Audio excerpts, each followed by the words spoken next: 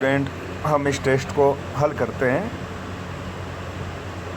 History का chapter है कक्षा 12 का ईंटें बनके और अस्थियाँ। तो आइए शुरू करते हैं। स्टूडेंट लॉगिन में अपना नाम लिख करके इसको शुरू कर देते हैं।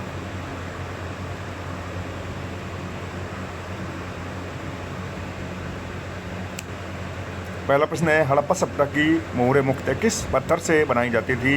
मोहरें सेल खड़ी से बनाई जाती थी। दूसरा प्रश्न, सिंधु घाटी सभ्यता की सबसे बड़ी इमारत विशाल अन्नागार माल गोदाम किस स्थल से प्राप्त हुआ है? मोहनजोदड़ो से। हड़प्पा सभ्यता का विदेशी व्यापार मुख्यतः किस क्षेत्र से था? विदेशी व्यापार मुख्यतः मेसोपोटामिया के साथ था। प्रश्न संख्या 4, हड़प्पा सभ्यता की बाँट माप तोल की दशमलव पद्धति पर आधारित थे, जो मुख्यतः किस पत्थर से बनाए जाते थे? चट पत्थर से बनाए जाते थे। विशाल स्नानागार मिला है मोहनजोदड़ो से। हड़प्पा सभ्यता की नगर योजना किस पद्धति पर आधारित है? ग्रिड जाल पद्धति पर। हड़प्पा सभ्यता के पतन का सबसे स्वीकार्य कारण क्या था? जलवायु परिवर्तन तथा नदी मार्गों में परिवर्तन बी। प्रश्न 8, हड़प्पा सभ्यता में मिट्टी के हल्के प्रतिरूप बनावली हरियाणा से मिले हैं। मोहनजोदड़ो की खोज 1922 में किसने की थी? अराकलदास बनर्जी ने। भारतीय पुरातत्व विभाग के जनक प्रथम डायरेक्टर जनरल कौन थे जो हड़प्पा के महत्व को समझने में असफल रहे थे? अलेक्जेंडर कनिंघम थे। हड़प्पा सभ्यता में कपास का सबसे प्राचीन प्रमाण सूती वस्त्र का टुकड़ा कहाँ से मिला है? मोहनजोदड़ो से। इस प्रकार कपास का मूल उत्पादक देश भारत है, क्योंकि सबसे पहले कपास की खेती मोहनजोदड़ो जो भारत का ये स्थल था, आज़ादी से पहले भारत में हुई थी पहली बार खेती, इसलिए कपास का मूल उत्पादक देश भारत ही है।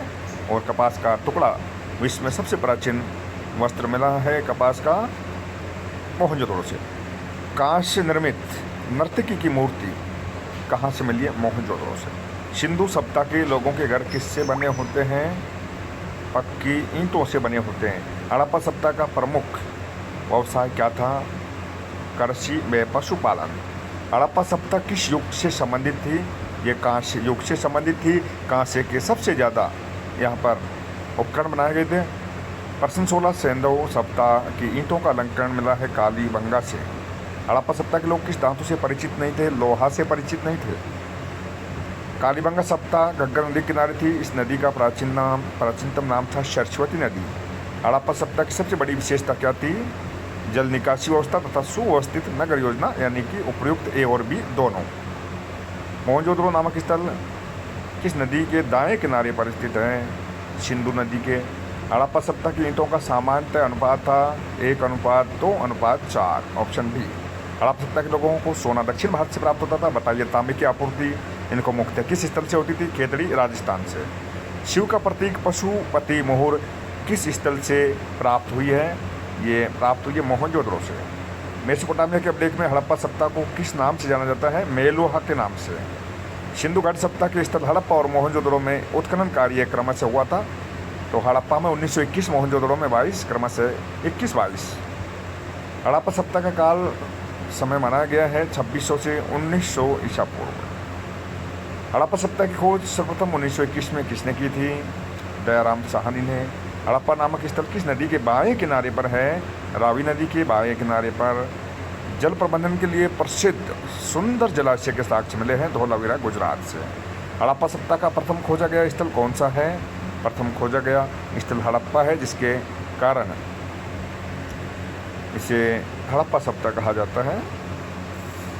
हड़प्पा सभ्यता में किस पशु की आकृति मोहरों पर सर्वाधिक मिली है? एक सींग वाले पशु की आकृति। हड़प्पा एवं मोहनजोदड़ो की पुरातात्विक खुदाई के प्रभारी कौन थे, जिन्होंने संपूर्ण विश्व के समक्ष 1924 में सिंधु घाटी सभ्यता की खोज की घोषणा की थी? जॉन मार्शल ने। मानकों के निर्माण में सबसे अधिक प्रयुक्त पत्थर था कार्नेलियन लाल अकीक पत्थर। हड़प्पा सभ्यता में नहरों के अवशेष मिले हैं सोर्तगोही, अफगानिस्तान से। मानकों के निर्माण का प्रमुख केंद्र कौन सा था? चन्हुदड़ो। सिंधु सभ्यता की राजधानी नहीं थी। सिंधु सभ्यता की 3 राजधानी मानी जाती हैं। पहली हड़प्पा, दूसरी मोहनजोदड़ो और तीसरी कालीबंगा। कालीबंगा दशरथ शर्मा ने बताई है। तीसरी राजधानी ये रोपड़ है, ये राजधानी नहीं थी।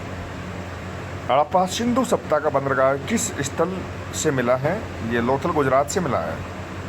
और यहीं से बेलनाकार मेसोपोटामिया की मोहर भी मिली है लोथल से, जो प्रमाणित करती है कि सिंधु घाटी सभ्यता का अधिकांश व्यापार मेसोपोटामिया के साथ था।